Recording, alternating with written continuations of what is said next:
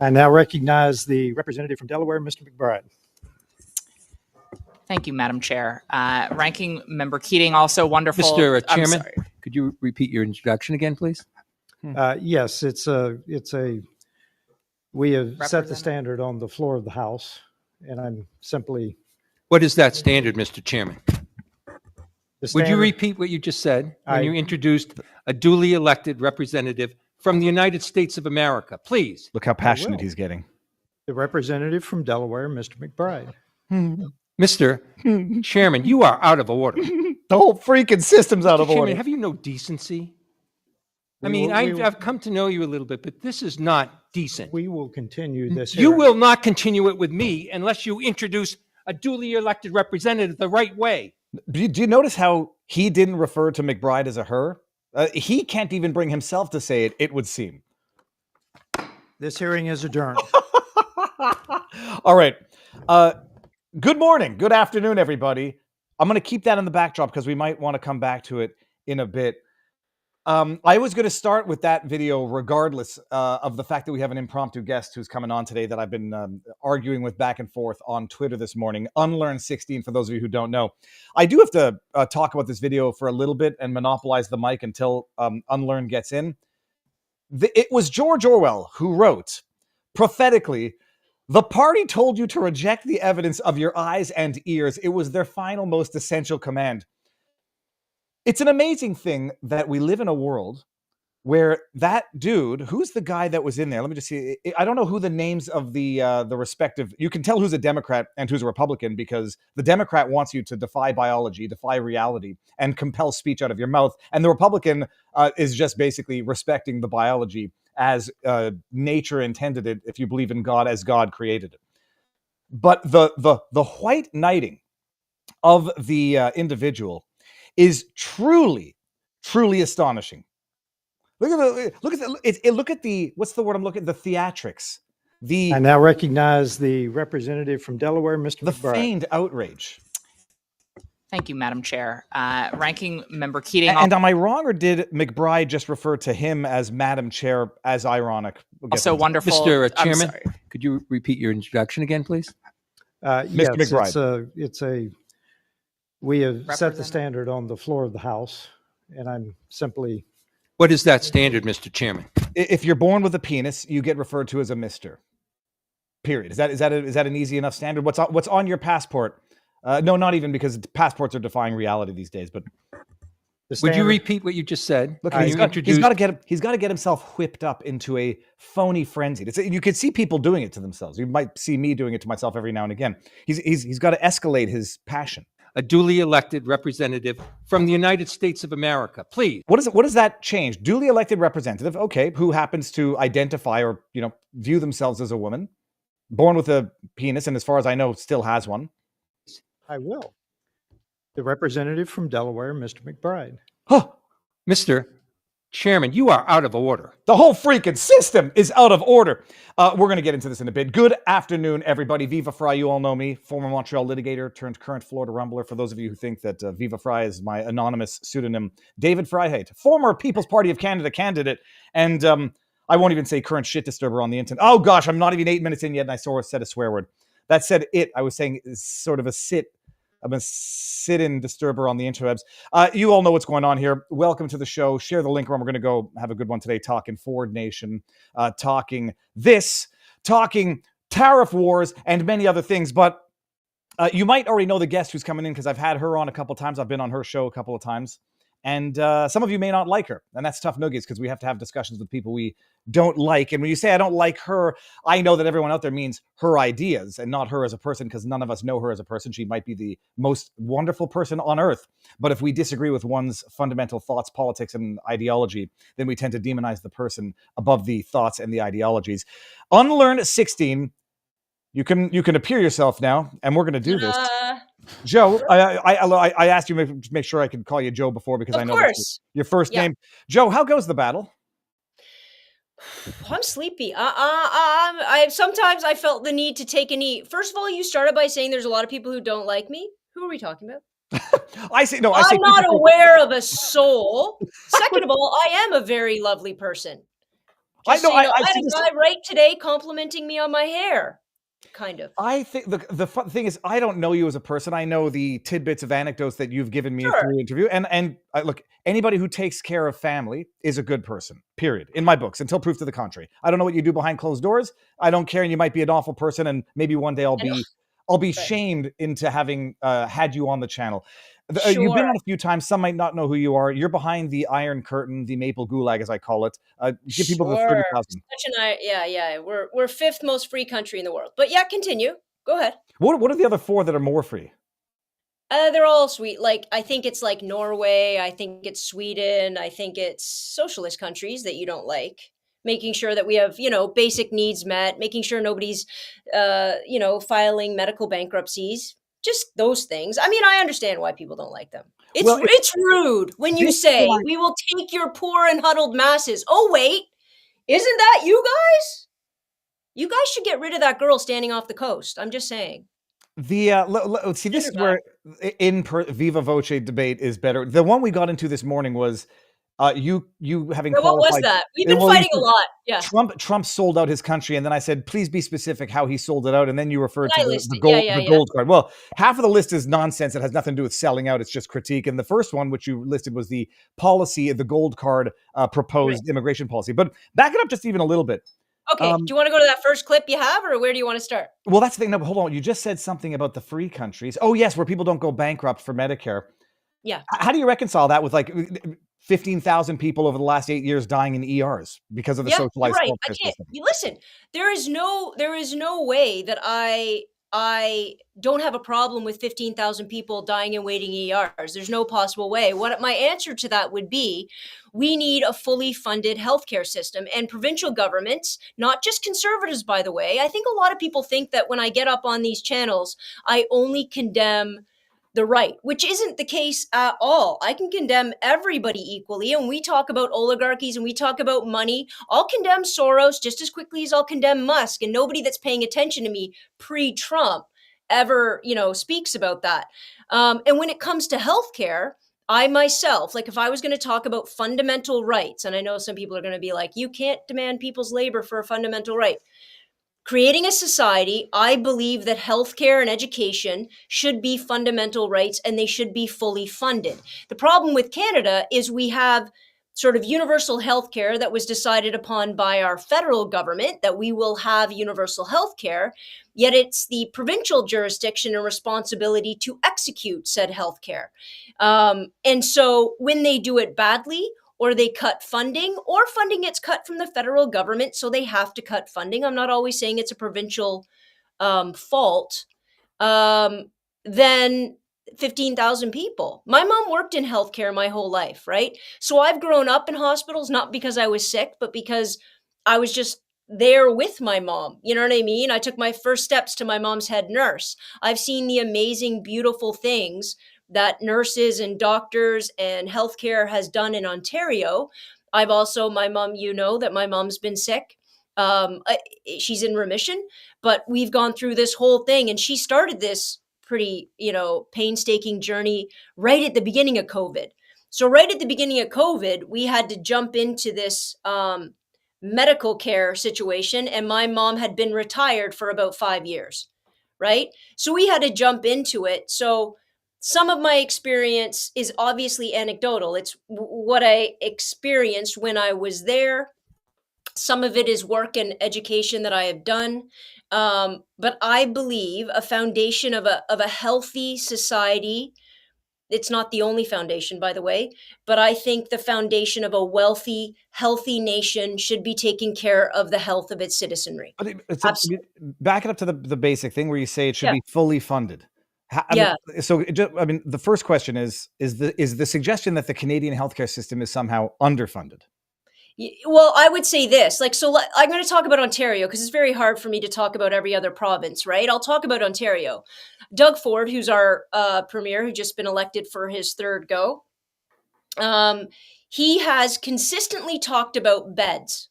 I don't know if you've listened to him talk about healthcare in Ontario, and he's talked about, I'm going to put beds, I'm going to put beds, I'm going to more beds, more beds, more beds. But a rational person understands you can have all the beds in the world you want, love, unless you have doctors and nurses and nursing practitioners and all of the other infrastructure that goes with actually servicing those beds, right? And the bed's not the expensive part. I understand. And I can sit down and have a huge discussion about how expensive healthcare has become. For example, let's talk about my mom, right? So she was diagnosed with bladder cancer. She was 71. And when she was diagnosed with bladder cancer, the first thing they're going to do is go in and remove, well, they didn't know, but they ended up removing her bladder, right? Our healthcare system has gotten really kind of awesome, and I mean that word almost facetiously, at taking care of illness, at treating illness rather than curing illness. Well, or even preventing illness. Not that you could prevent. Preventing is a bladder whole cancer. different thing. And I'd love to talk about how to prevent and what we should be doing and pouring money into education. Because, by the way, we've completely siphoned it out of preventing any sort of healthcare thing and any sort of healthcare crisis. And the first way we do that is ensuring that kids don't have to take phys ed past grade 9. What? Why is physical activity not a cultural lesson? It doesn't make any sense to me. And the only reason it makes sense to me is because we've decided that academics, and you understand I'm a teacher, so I love academics and all of that, but we've decided that academics should take priority over physical health. And in my opinion, they should be connected. Okay, but we got to stick to one thing. At least try Sorry. to stay linear. Okay. If the idea is that it should be fully funded, I'm not sure how it's not fully funded. But that would suppose or presuppose or at least make the assumption that it's not functioning because of underfunding. Where I don't think anybody on earth would say that 12 point some odd % of the GDP being put to funding healthcare, however many 600 billion a year. I don't think anybody would argue that it's underfunded, or rather, I would. or rather. The tremendous amount of waste already going into it. Sure, we can talk In about which case, waste. funding it more. Sure, I think we could talk about waste. I don't think I could do it, and it's funny because then you can connect it to the whole Dodge thing. No, but how can you talk about more funding when you can't yet address the waste? I mean, you don't continue funding something because I more don't have access to it. What I can speak to is something very practical about, let's say, critical patient to nursing ratios, right? So for me to sit here and pretend as though I have access to everybody's finite, economic breakdown and gone through it line by line would be silly and would be arrogant. So what I'm going to speak to is something very practical. One nurse per how many, let's say, high risk or what's the word I'm looking for? Well, just patients who need treatment. I mean, we're Yeah, getting. but again, you can have one nurse for a bunch of patients if they're stable. Do you understand? So I'm really focusing on, and this number has changed wildly since my mom was a nurse, and then since my mom was, she nursed at Wellesley and then at St. Mike's for her entire career. That number has gone up, just like, so one nurse per X amount of high risk patients, that number has gone up over time. Now, here's how they're trying to solve it. And I'll give you some. Initially, my mom didn't go to university to become a nurse because that's not what you did back then, right? You went to college to be a nurse, and then you had a very lengthy time of in-house training, right? So she lived at Wellesley Hospital. She did all of her training at Wellesley Hospital, and then she became a nurse there. She went through a rigorous interview process and practical process in order to become a nurse. It was actually a great program. At some point, we decided that nurses needed to have a 4-year university degree. Right?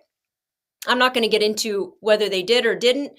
I'm going to say my mom's a pretty damn good nurse, and I don't know if that made a huge difference. Here's what I think it made a difference in. You saw nurses' pay go up as a result because now they're university educated, their pay goes up. As their pay went up, obviously the system became more and more expensive because nursing, it's not doctors that are necessarily the huge cost. It's the huge, nursing situation that we have. So as that number went up, they started trying to figure out new and exciting ways to bring that number down. So number one, you change the ratios. Number two, you start saying things like, okay, we don't need as many RNs. We just need PSWs, or we just need RNAs, which are fancy terminology for assistants or lesser qualified, considering nurses that went to college and didn't go to university, and we're going to pay them, let's say 40-45% less, right? Now, I know a lot of these men and women. They're incredible nurses. They will never make an RN salary. They're expected to do what an RN does, yet their pay goes down.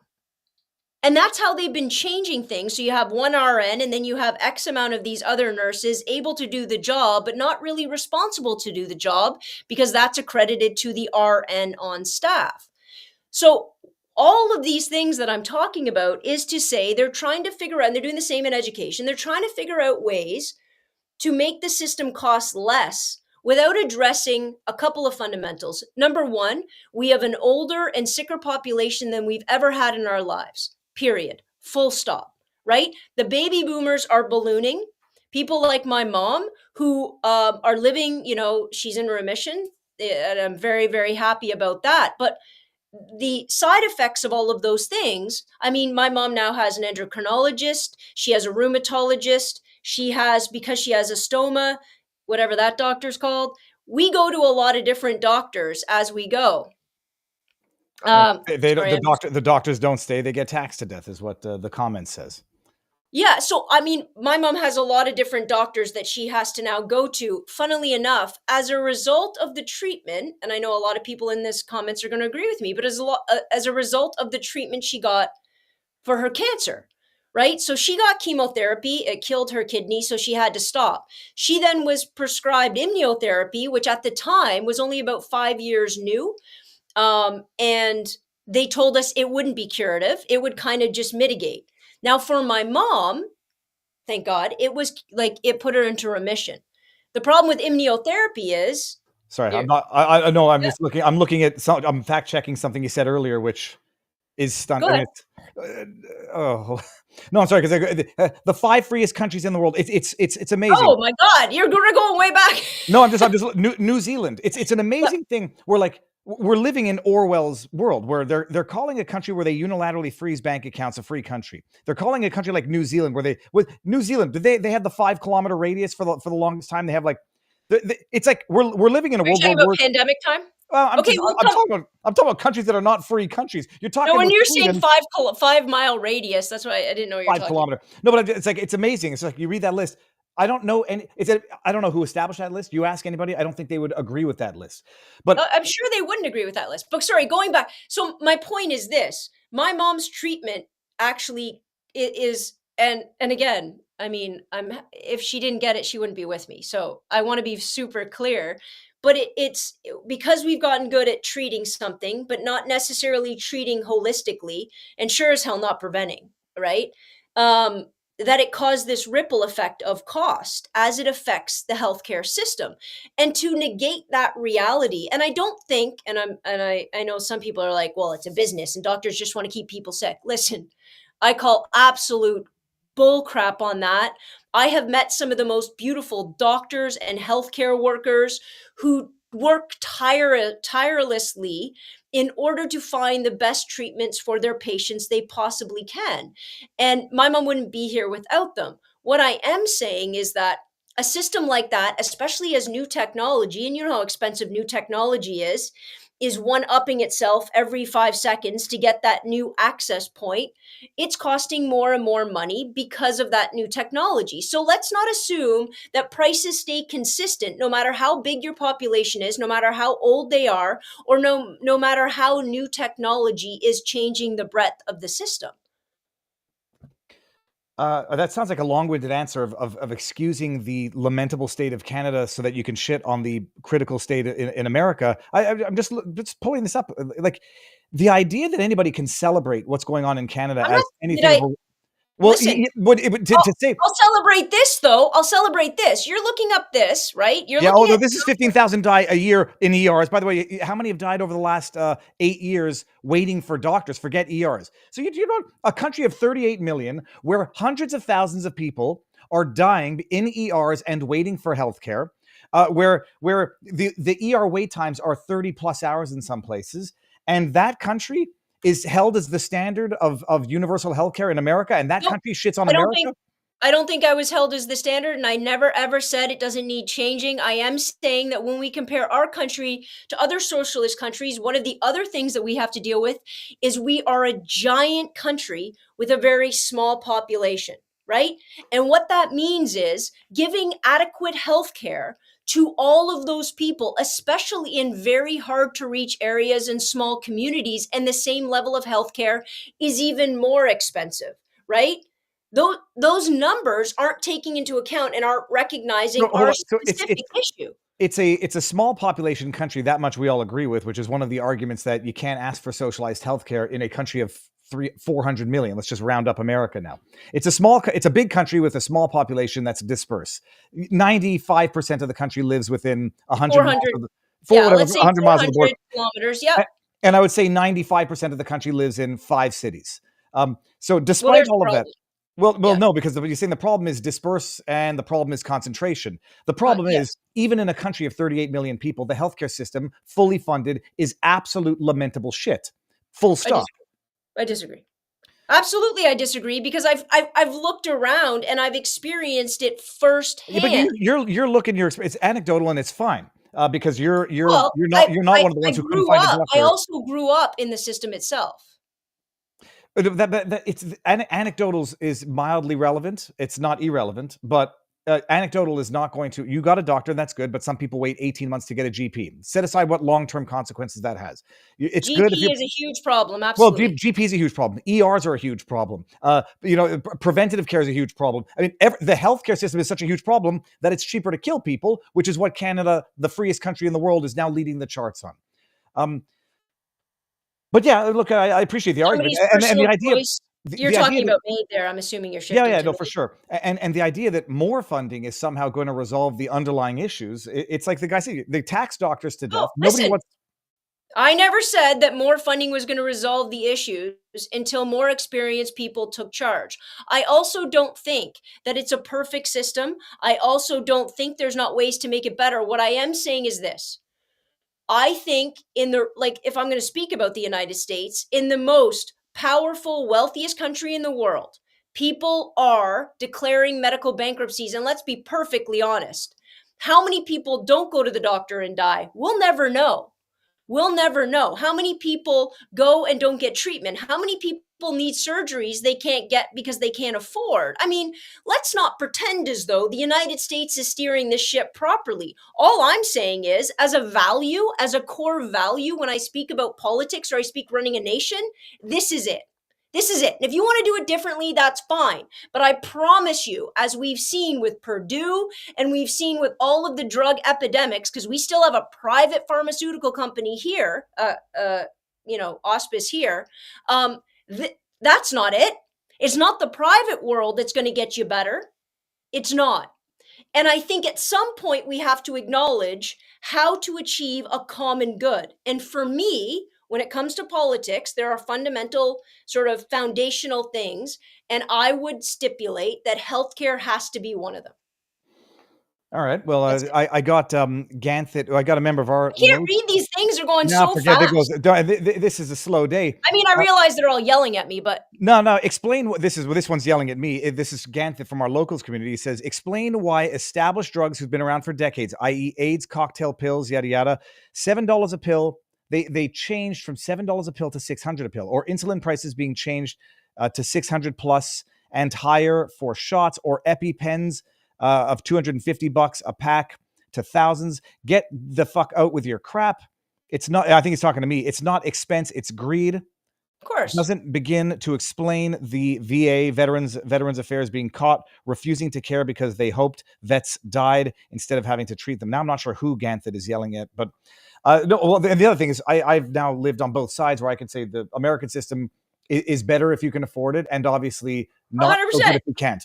Yes. But then the issue is, and now having lived through both in a meaningful sense, the balance certainly marries more with a private-public proportionality than with an entirely public, and which leads to basically two-tier system anyhow in Canada, which is collapsing under its Which own already weight. exists, by the way. Let's be Yeah, crystal clear. yeah. Everybody thinks that it doesn't exist. Yes, it does. If I had $40,000, I could go pay a private clinic downtown Toronto in a very lovely office. And every time I had a sniffle, I could go into that office and they could get an MRI and I could get whatever it is I But need.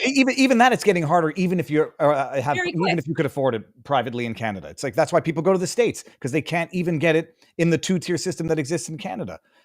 Well, I think they go to the States. I think sometimes they go to the States because of that, but also again, it's a matter of how much money you have. For example, and again, I admitting the failures of the system does not negate the system. Well, yeah, but sorry. If the system is fundamentally failed and you continue to defend it, just throw more money at it. There's aspects of it that's failed. So, for example, if I had to get a heart transplant, I'll get it.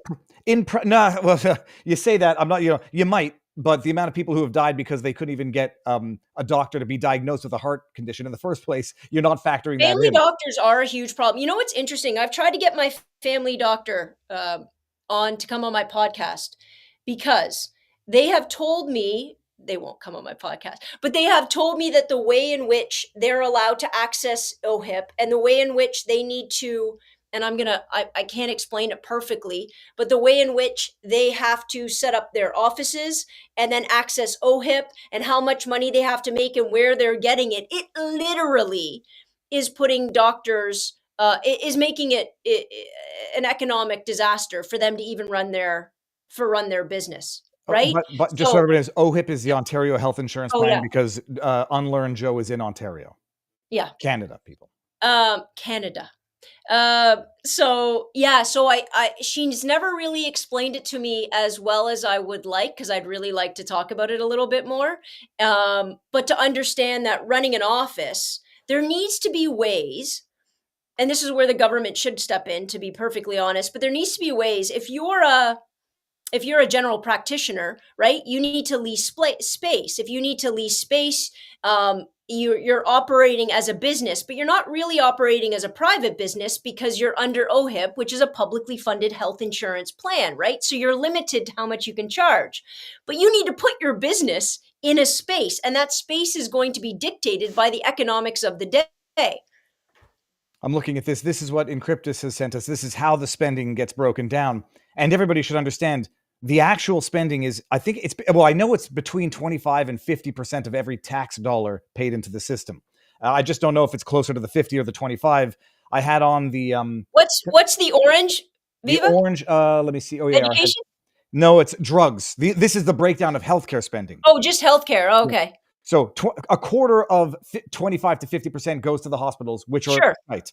It's of course. It's actually just unbelievable the amount of waste. But look, so long as the concession is if the Canadian system sucks too, then we're good. So American system absolutely sucks. Never said it sucks. I know you didn't say it sucks because you won't. But when no, it's not because I won't. It's because I've experienced it. It's because I'm surrounded by people that have experienced it. It's because if something happens to me or my family, we will be taken care of. And I understand you're going to say there's 15,000 people. If you're looking for a utopia, well, let's not confound what's the desire for a utopia for the desire of a system that is not fundamentally broken like the Canadian Unless system. You have boatloads of money, we both know where we would rather be living. And I could give very specific examples of friends living in the United States as well, especially trying to go through the VA system and what's going on down there.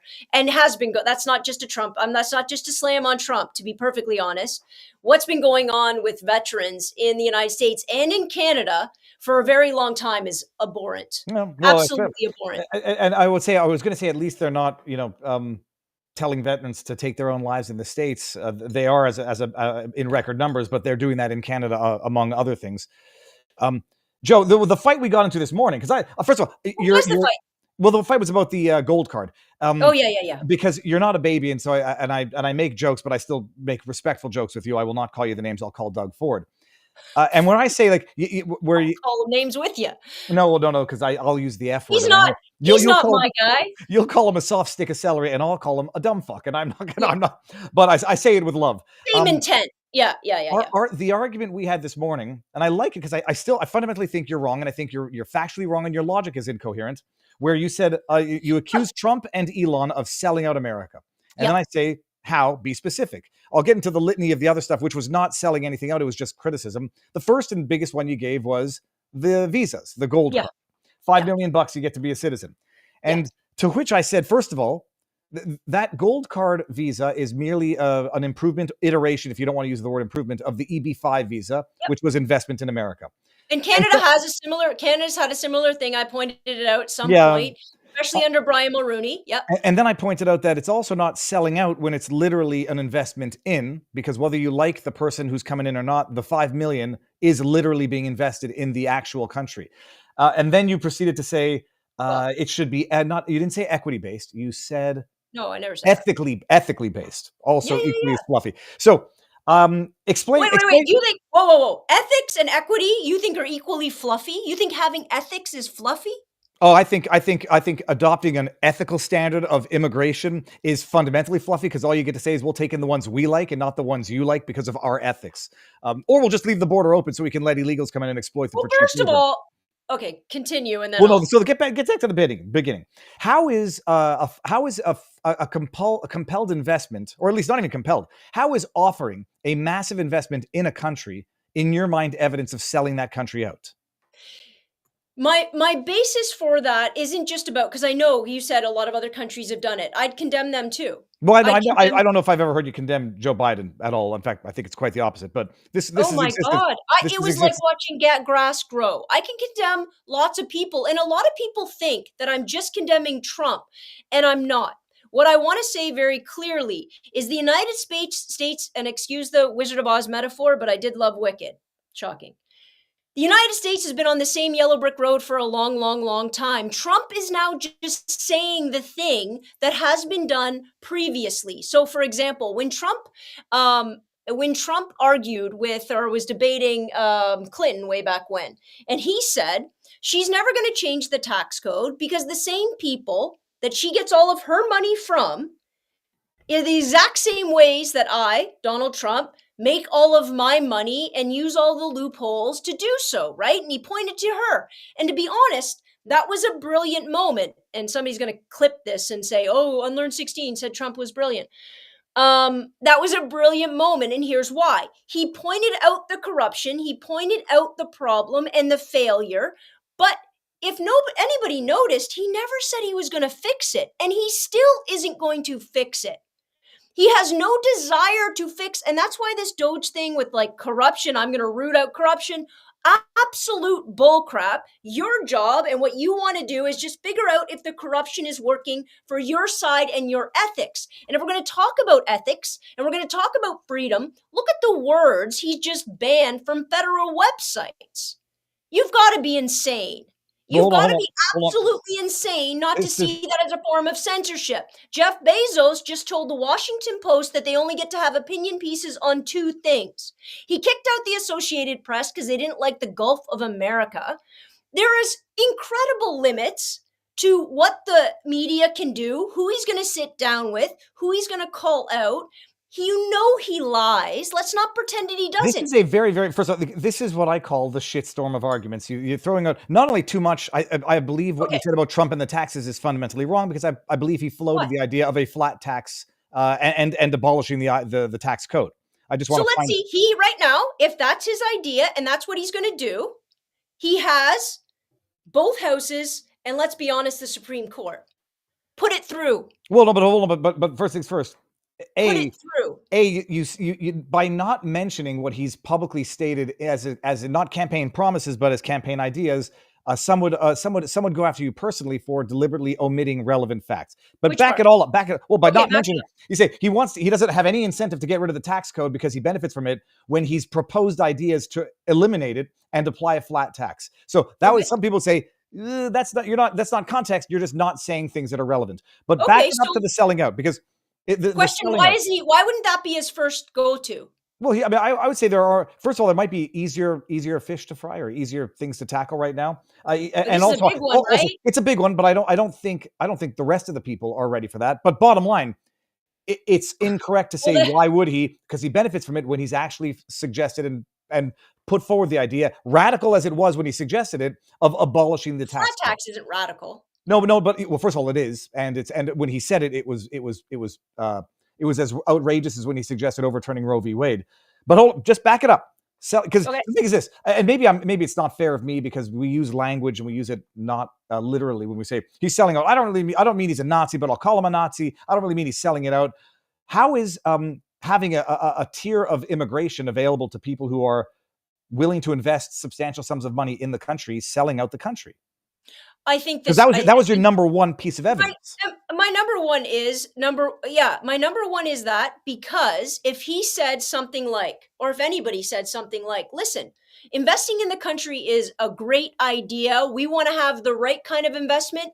We want to have the right kind of money, because let's be perfectly honest. There's a lot of people, and Canada did this, and I'll look at Brian Mulroney's program, the BIP, right? We had a lot of people come into this country that got, let's say, their money from nefarious means.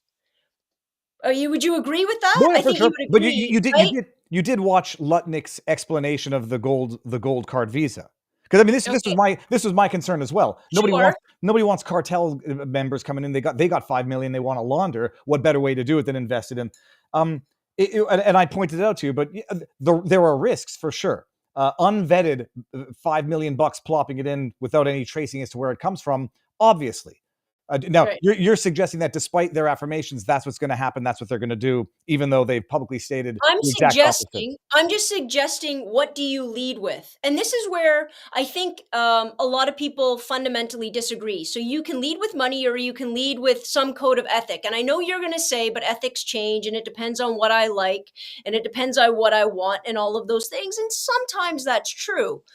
But I think we would all stand opposed to criminal activity now moving shop into the United States or into Canada. Nobody wants that. Why would you not lead with that kind of, like, Donald Trump likes really good taglines, and you've already said it's just an extension of the same thing anyway. So if you're telling me it wasn't even new policy, I know the people that have stepped into those roles. If you're leading with how much money you got, then I have a problem. Well, okay, I'm thinking this out loud as you're talking now, because like, okay, ethics.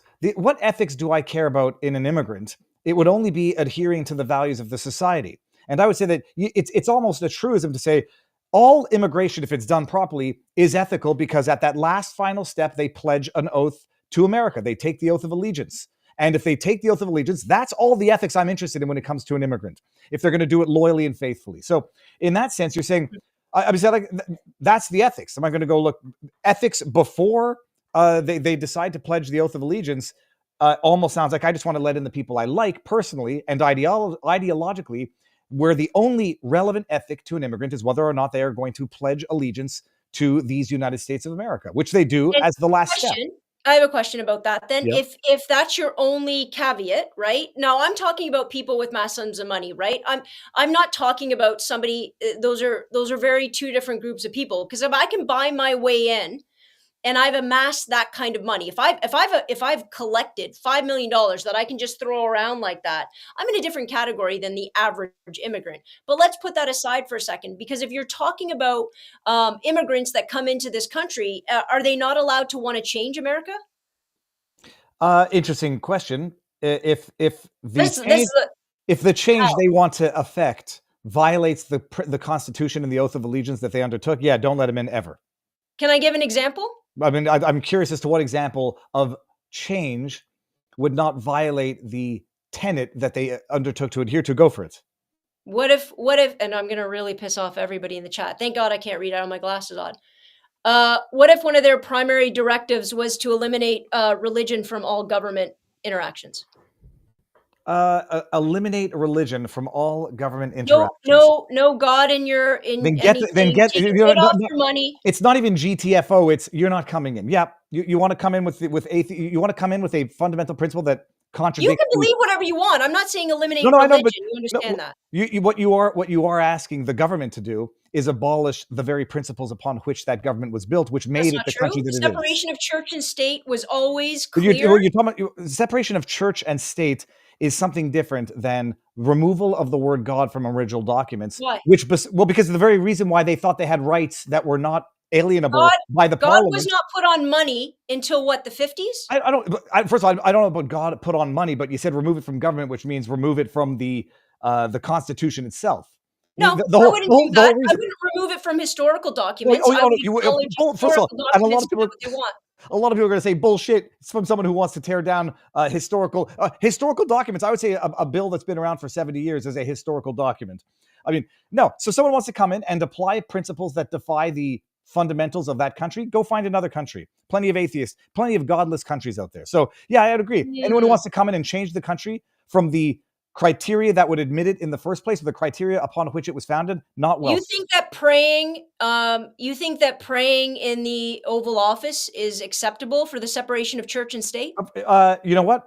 I might have had a more attenuated answer 10 years ago. Seeing the way godless people live right now and what it leads to, I would say bring it back. And it doesn't bother me one iota. I could talk about the way a lot of people who believe in God live their lives, True. and we would be at equal footing. well, Let's we would be be- perfectly honest. We would be in terms of the immorality, but not in terms of the hypocrisy. I agree. The reason why we look I at religious completely people, disagree on that. the reason why we look at religious people who defy the word of God and call them hypocrites is because they're defying what you understand are the values of religion and God. You don't look at an atheist who leads a life of immorality and say they're a hypocrite. You just call them a degenerate. And it's a very, very big distinction. So I agree.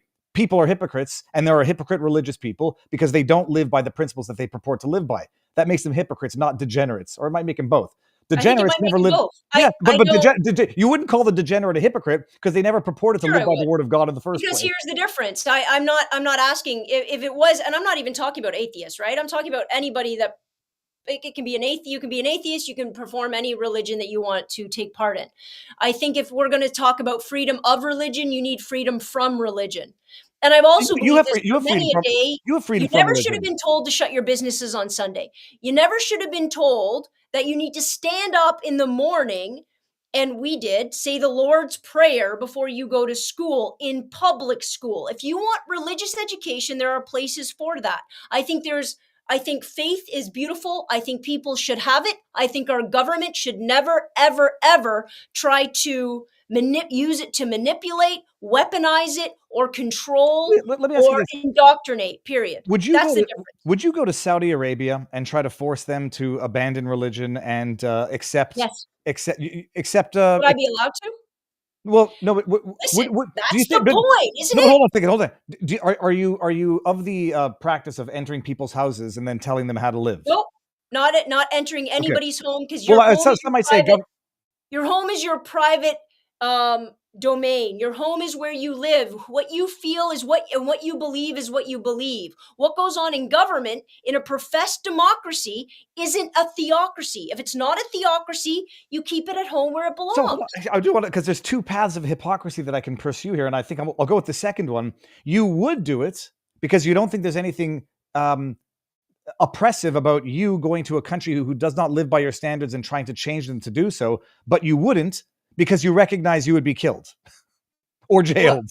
Yeah, probably. Okay. Definitely. So the only reason people do it in the West is because they can get away with it because of the peace-loving, tolerant Christian values of the West. Do you feel like you're a peace-loving and tolerant nation right now? America? Yeah. As far as it goes, not perfect, but more so than it. Well, depends what you mean. The regime change aspect of the deep state or the military-industrial complex, I would say no. The people themselves and the principles upon which this country was built, yes. And the reason why the country is faltering now is specifically because it's deviated from the principles upon which it was built, probably because a bunch of progressives coming in and saying we're going to change those values. Because I think the progressive part was a joke. More secular, as countries become more secular, they become more accepting, they become more peace-loving.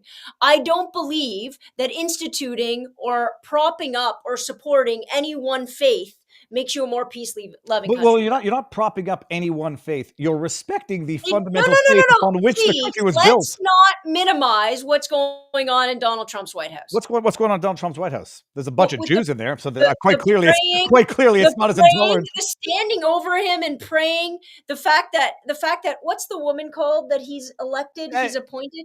Well, not the religious woman who has I would say I could understand people's view. The woman that he's to what position? Kiss me. Yeah, it's like a minister of I'm going to say this wrong. A minister of faith. I don't know. What Our locals chat will know who it is. I know who you're talking about. But yeah, I've seen the videos. It's unique. It's not my cup of tea, and I know it's not even many people who are religious's cup of tea. Let me see if anybody's going to get the name. Yeah, and that's you know, it's again. And if I was going to talk about Saudi Arabia, you spoke about Saudi Arabia. Would I go there? No, because of course they would kill me. Possibly. But Definitely. I also think they don't purport to be something they are not.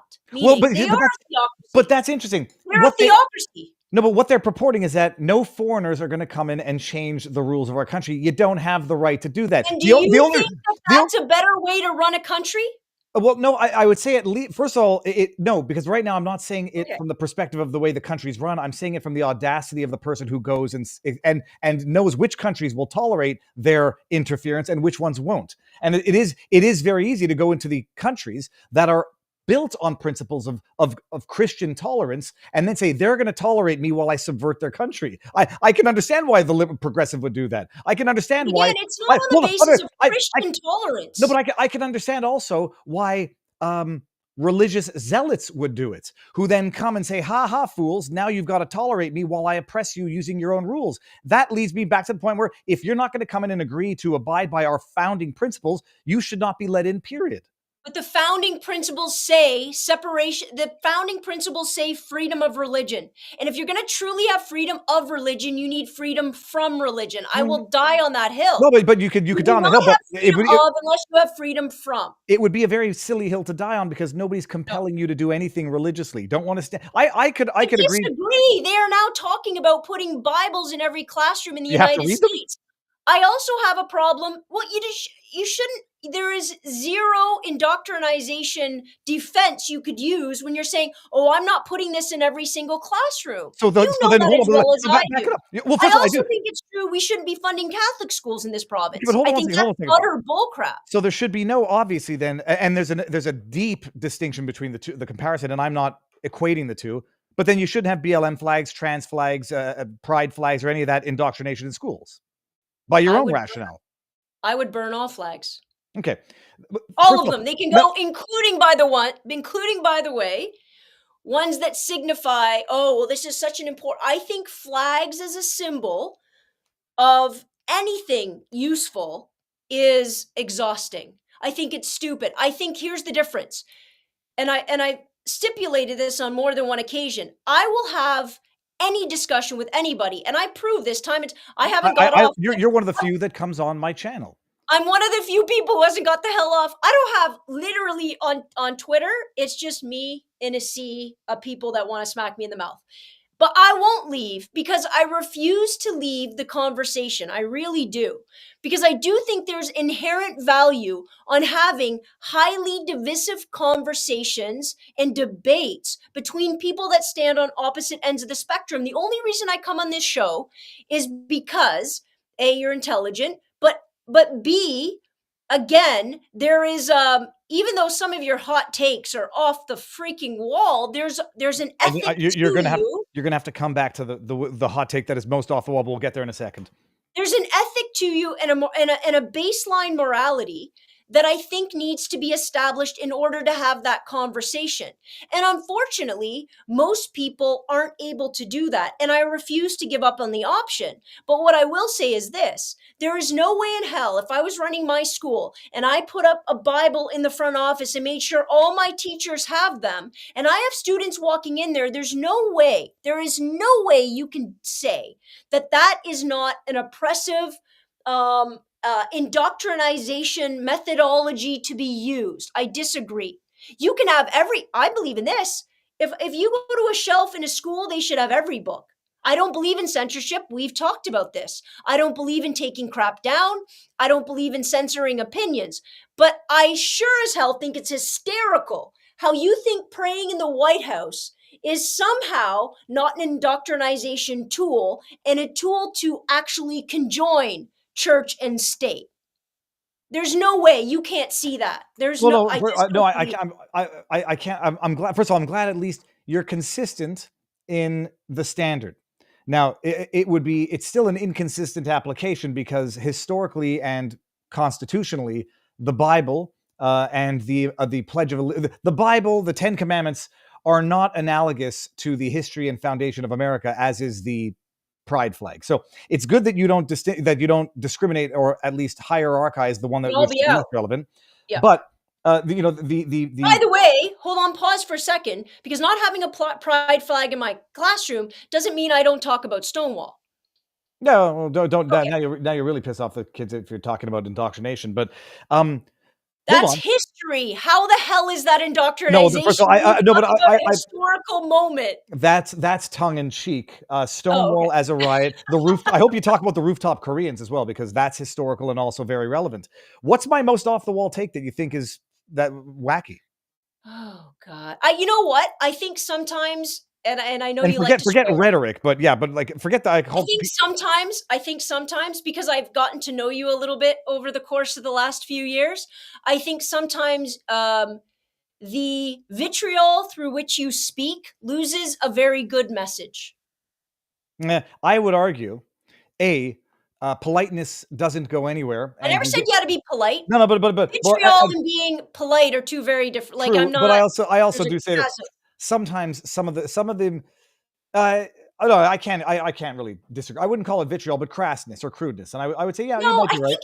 And it's spun, right? I think it's just gotten heightened and heightened and heightened. And what I find interesting, as I still stay on Twitter, like somebody going down with a ship, what I find is people, instead of it diminishing, because let's be honest, the people that have remained on that app it's not next to the most diverse pool of individuals, let's just say. Okay. So people that have remained on that app, really, when you make a statement or when a Charlie Kirk makes a statement or whatever, there's a lot of general support, okay, on that app. If you were to make the same, if you were to make the same comment different places, there's a reason this isn't on YouTube, right?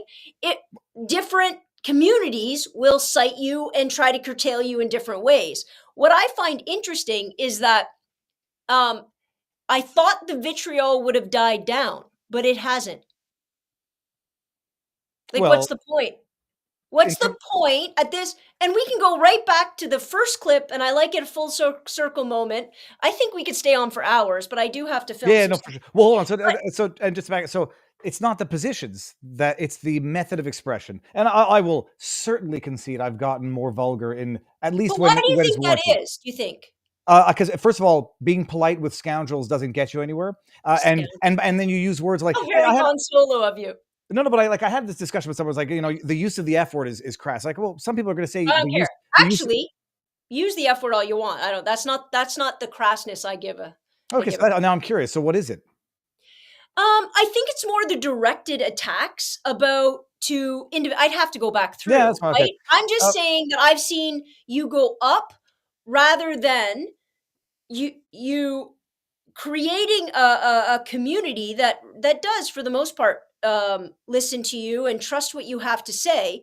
And rather than petering that off, I think it sells well to some people. And that, my friend, I don't like, because you're above that, in my opinion. I think Jordan Peterson does it too, in a very different way, right? Some people drag it on and. Well, it's interesting that that's where it goes. The idea that you make, I would say that if it turns out it doesn't actually make me money, but actually costs me money, then does it change the view in terms of the sincerity of the anger? I think you're sincerely angry. I'm curious about why. I don't. I can tell you why. Because I think you're sincerely angry. I really do. I don't think it's a put on. I don't think it's a bit. I think you're sincerely angry. My question is, why has that escalated when? Because people are trying to call me a fascist for refusing to call a man a man. That's why it's escalating. Like it's a similar hill that Jordan Peterson wanted to die on too. Yeah. No, but it's why is it escalating? Because they're literally calling me indecent for calling a man a mister. Because they're literally chopping off the tits of 14-year-old girls. Is that? Do you understand? The flip side is also true about me. What, that you're trying to cut off the tits of 14-year-old girls as a protest? Flip side, meaning that when people come after me, they don't just come after me. They'll come after my job. they'll come out, and I'm very open about who I am. Well, and where I've never, you'll Just never have screw seen me all of the people. supported I'm just anybody. telling you that when people come after me, it is in a very real, very personal, very attacking way, and they will flip all of that logic on its end in order to make me be something that I'm not either. You and I can disagree about, and we'll come right back to that first clip, because I think what happened in that clip, by the way, was theater on every friggin' side. Every side. Well, I mean, I love the fact that McBride misgenders. I thought, I mean, I'll call him a he. Yeah, she said ma'am, right? Yeah, I'm Madam Chair, and I thought, oh, maybe McBride is referring to someone. No, the whole irony here is McBride in that joke basically illustrated the absolute absurdity of compelling people to refer to him as a her. I disagree. It was so absurd. And by the way, what man has ever been insulted at being misgendered? I mean, sorry, let me rephrase. Are you okay? Every man. No. I was going to say every trans. What heterosexual, non-gender dysphoric individual has ever taken offense at being misgendered if it were as a troll, not because the person happens to look like Pat, and then they're like, I'm actually a man, I'm not a girl. There I can see people getting insulted but not offended. Ooh, wait a minute. You think Charlie Kirk gives a rat's ass about being called a she or a ma'am? Oh, listen. He's a very soft soul. You probably don't want to use him as your litmus I know, but test. the irony If you of call Charlie Kirk a communist, have you seen what happens to the boy? He melts down. You just have to know where the right insult lays in order to challenge their identity. Here's what I think. I get called a sir all the time. People in your comments have been doing it for the last hour. I don't care. But here's why I don't care. Because my safety is not attached to that. That's why I don't have to care. What does that mean? I mean, it's interesting. First of all, I say it in the most tolerant of sense. And just to come back to one thing, by the way, it's true. I'm not angry in the sense that people consider anger to be a sin. I am, call it passionate or just very frustrated. Sure. No, Okay. frustrated with an outrage. No, because angry, it's like, you're an angry man. People who say that often, well, they do it condescending, like, I pity you. I think anger is a terrible thing. I don't hate anybody. I might fear the people who people might think I hate, and I just want to protect myself from the toxic forces that would seek to hurt my children. Exhausting. Yeah. But you just said something that I said I wanted to get back to, which was, I said safety. I don't care. Yeah. What does that mean, my safety? It means that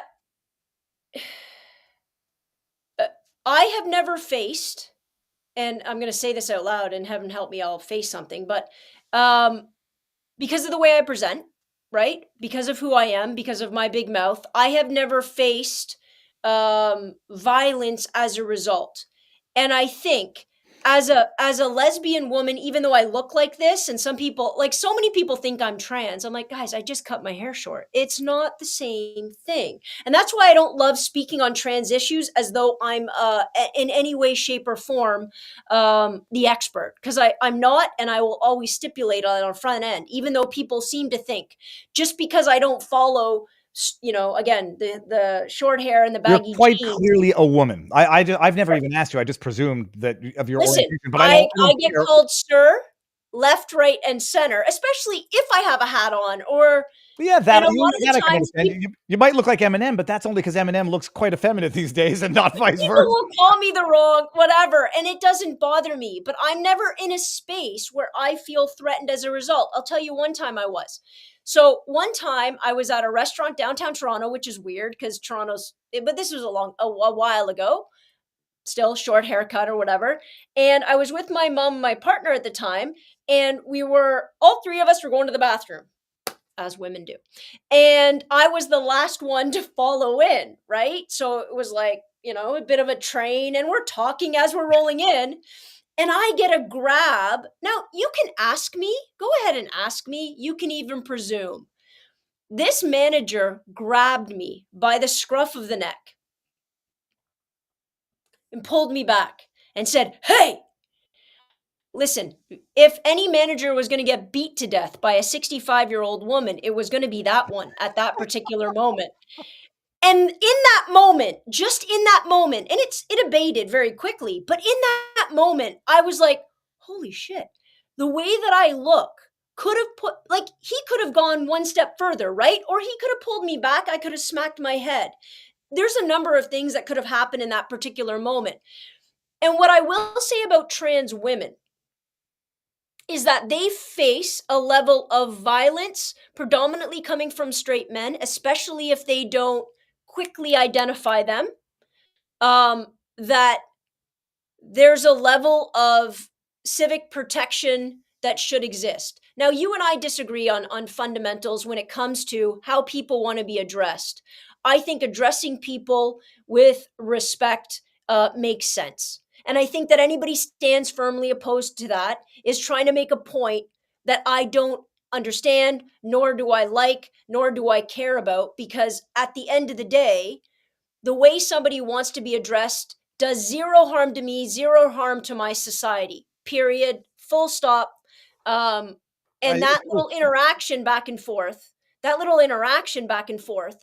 is because, by the way, I think the guy who's the chair, I don't know his name, he was uncomfortable.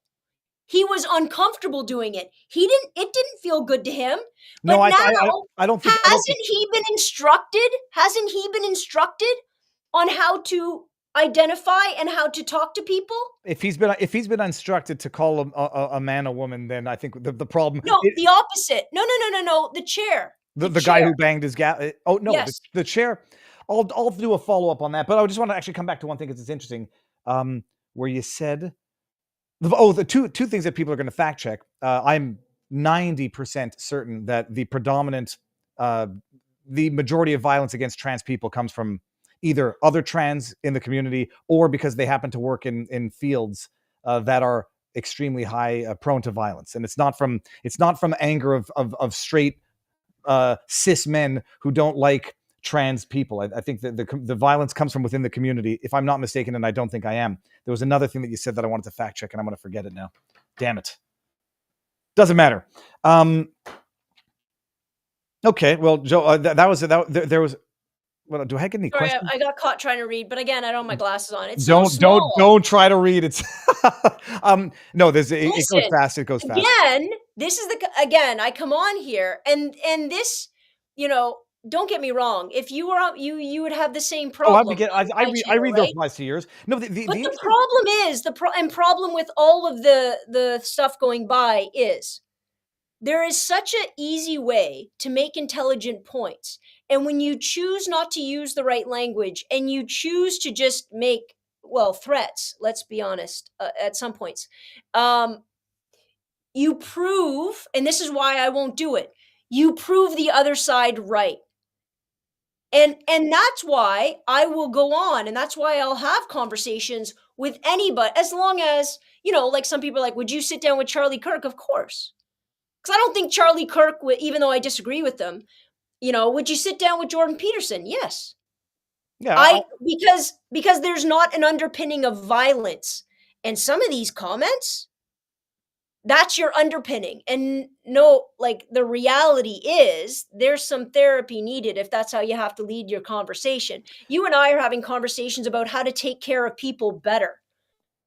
The internet is the internet, and but it's still a reflection of society. I think the internet's brilliant. I don't think so. I think it's a reflection of a small majority of people who take advantage of the anonymity of the internet. Sure. Yeah. What I was going to say was this, actually. When you said this, someone says, call me Ms. McBride when I know who you are. It doesn't hurt anybody. And now I've come to disagree with that because it fundamentally, and it's where it necessarily goes if it wasn't the object or target all along, confusing kids as to basic biology and vilifying the respect of basic biology is fundamentally destructive. It might even be the most destructive thing that you're basically. Do you think teaching a kid that the Earth is flat is abuse? Nobody's teaching. Look. No, hold on. No, it's just a straight up question. Do you think teaching a kid that the Earth is flat is abuse? Of course. Okay. Do you think teaching a kid that boys can have vaginas is abuse? No. Because I think there's context to that. You're stipulating it as because what you teach is what exists in the world. And if you're not going to teach what exists in the world in a real way, but mental illness exists in the world. Trans women and trans men. No, but and I'll tell you right now, there is no kid there is no kid, and first of all, I don't teach young kids, right? So we're not in the same. But I'll tell you how much teenagers care about the trans community. They care to be respectful, and then that's it. They're bored by the conversation. I'm telling you right now. Until such time as someone surrounds their table and says, "Call him a her," or "Call her a him." But what? Well, then why is that? And again, when you were talking in the beginning about, I don't remember the person's name, but when you were talking about whether or not they'd had surgery or not, this whole thing seems to be petering or teetering on how they present and if they pass. Because I could show you a crap ton of men, right? Trans men. There's no way you would want them. You'd be like, oh my God, you're not going in the women's bathroom. So now what do?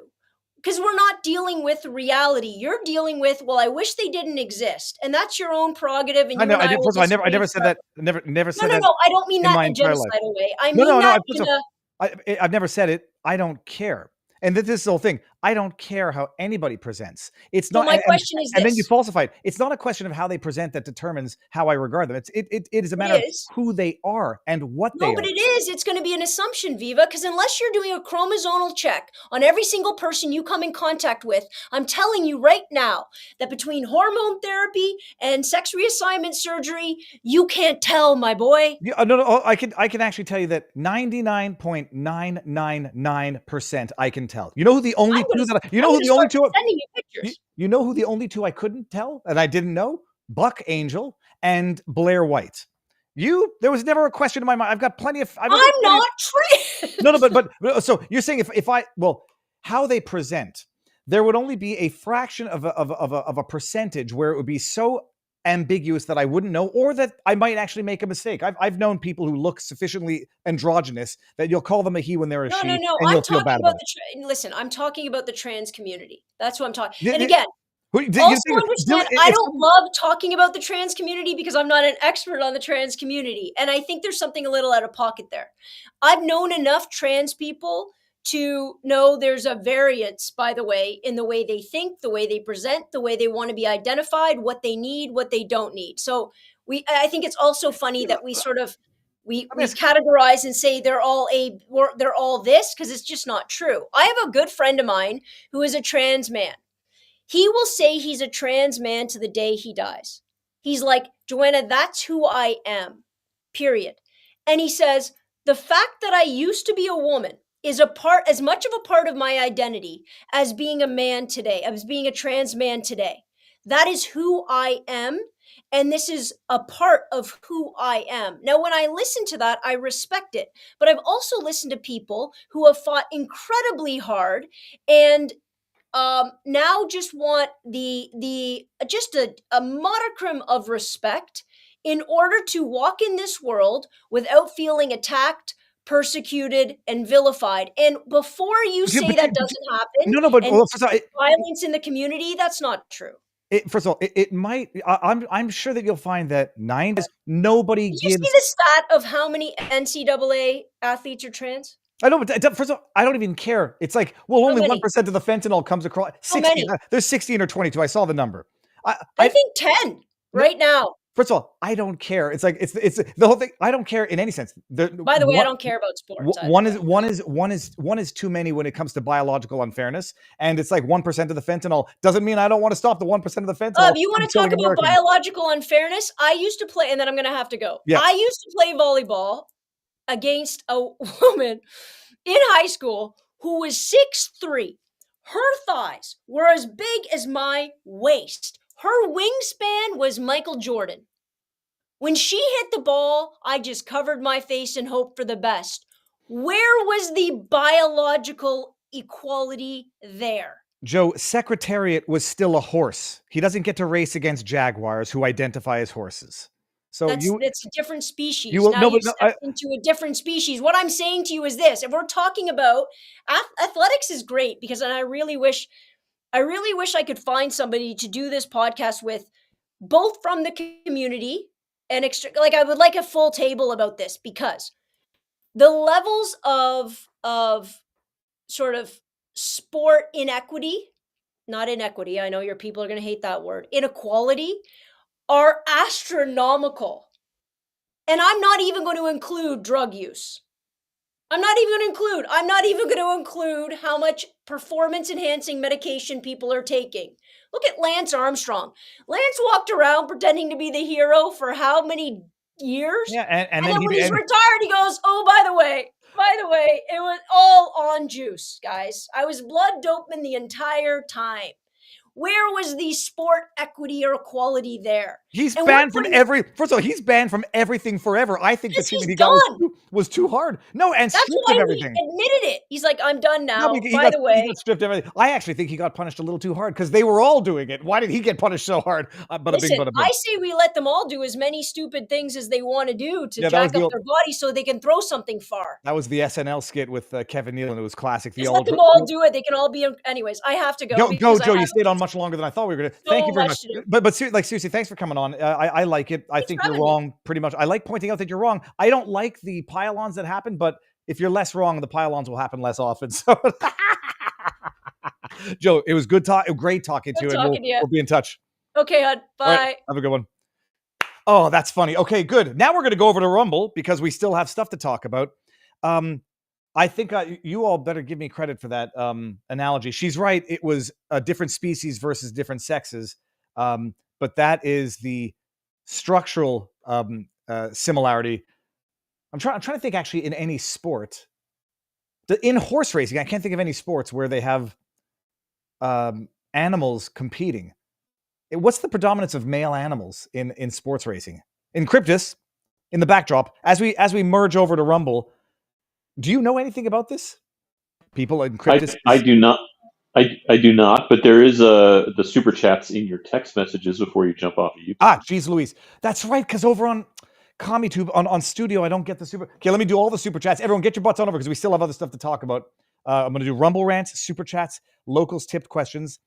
I'm trying to think now. In horse racing, I would venture that all the winning animals are male. Let me see if... Okay, everyone look that up for a second while I do this. Donations over from... Ganthet, I couldn't tell if you were angry at me or... there's no question there's greed within the system. I appreciate the argument for why medications cost more in the States because they have to incentivize, research and whatever, R&D. I appreciate that. There's definitely greed, as we've seen with... that dude who bought the patents and then jacked up the prices. And Crypto says, fun fact, there is a higher percentage of spending on drugs than physicians in the Canadian healthcare system. Very interesting in Cryptus. And then we got the graph here. Liberty Centric says, if Ukraine is agreeing to a ceasefire, why did we resume providing military aid to them? Well, why that would be to fudge the ceasefire. Liberty Centric. I have to see what's going on there. Scariest words. I am from the government. I'm here to help. As an attorney that deals in medical every day for 20 years. America has EMTALA, EMTALA, and look at the Oklahoma surgery centers. Insurance and government messed up the system. I caught a little alligator gar yesterday, and a little bastard caught my finger with its teeth. What did I just say here? Nearly every major country has a golden visa program for investment in the country. The USA has one for decades. This is not a new thing. Yeah, I think she's going to concede that it was hyperbolic and not necessarily selling out in the actual meaningful sense. There is no such thing as separation of church and state, not in a law written anywhere. No, I say my answer is if you don't want to say the Pledge of Allegiance, well, if you don't want to read the Ten Commandments, don't read it. Say if you don't want to say the Pledge of Allegiance, that's a bigger problem because that's the principle of the country in which you live. Geegum says, please someone tell her the U.S. was founded as a Christian nation. I was looking up the words of the Pledge of Allegiance, and then they'll argue that the word, I pledge allegiance to the flag of the United States of America and to the republic for which it stands, one nation under God, indivisible, with liberty and justice for all. And then I think that only came in 1954. The original said, I pledge allegiance to the flag and the republic for which it stands, one nation, indivisible, with liberty and justice for all. Allegedly, 1855. 1923, the words, the flags of the United States of America were added. You know what? I'm going to show this just in case this is total bullshit and I'm reading a totally crappy history of the Pledge of Allegiance. 1923, then we got 1954. In response to the communist threat of the times, President Eisenhower encouraged to add the words under God. 1954. Section 4 of the Flag Code states, Okay, that's what I read. The original Bellany Salute, 1892, who founded the original pledge, began with the word "to the flag." And, okay, well, someone will correct me on that. We're going to end this on, I have to read the chats first. Encryptus, thank you. I'll look for my texts. Super chats. Just going to scroll here. We've got one from a Grumpy Old Guy's Opinion. In fact, we've got two from him. The goal is to limit the approved veterans applications with the loophole of, quote, service connection, end quote. Only surplus of money. The money is used for illegal aliens' medical treatments while in ICE custody. And then he says also, the woman was hurt by a religious leader. The chip on her shoulder who virtue signals way too much with humanistic morality. That is over on our, I'm going to reflect on the comments of my my tweets. If the message is good, but I swear too much. No. I wouldn't have to just. It isn't about swearing. It was about the directed nature of it. She said, I'm trying to think. She didn't care about this. Picking on people. Calling someone a fucking retard. Like someone directly calling someone a retard is kind of directly attacking them. Yeah, but what if they're acting fucking retarded? Like, how am I supposed to say it there? No, this, I mean, oh, I get, okay, fine. I could say I only do it to big accounts, and then I'm probably certain I do it to people who troll. And then I was like, oh, well, the thing is, I've actually, I don't think I do it to people who I don't know because they might actually be, and I don't want to actually offend someone who might have a mental disorder. Okay, let's go here. Oh, hold on. I'm going to bring these up, and then we're going over to Rumble. Come on, people. Let's do this. We got De Jong says, if gender matters in sports, why have segregated sports? Rhetorical. And not just that. The biological unfairness that she was talking about also, that's why they have weight classes. Now, it just so happens in volleyball, they don't have weight classes, but that's why short Jews like myself don't play volleyball. I did wrestle, and I was still wrestling at above my weight, because in high school, I weighed 155 pounds, and I was wrestling guys who were in grade 11. Every now and again, I won. It was fun. But that's why they have weight classes. That's why they have sex distinctions. And that's why there's no height limits in certain sports. But that's why tall people are better at basketball. It's not, and you have the occasional Muggsy Bogues. Okay, rant over. King of Biltong says, why are trans kids singled out and sexualized? We don't sexualize any other children like trans kids. The rest of them are left alone. Trans kids are dragged off to, because they're the easy ones to manipulate and groom, period. And by the way, what she said about kids, I can tell you, having kids, it's not true that they just, nobody gives a shit. Someone's gay, whatever, that's fine. The second they start oppressing other people's thoughts and their own, the blessing of their own conscience, that's when they say like, fuck, this is, sorry, person, piss off. You refer to yourself as you want to refer to yourself. And I know a lot of kids. I mean, I got 3 kids, and I'm involved in their lives. King of Biltong says, looking for some healthy meats, healthy snacks to add to your diet, try our Biltong, almost half protein, plus it's packed with B12, creatine, iron, zinc, and much more. Go to biltongusa.com. All right, now we are going to go over to Rumble, people, and have the party there, and then we're going to have our locals after party. By the way, big news coming soon, so stay tuned. Just tease that a little bit. And updating, CommieTube, bye-bye, Twitter,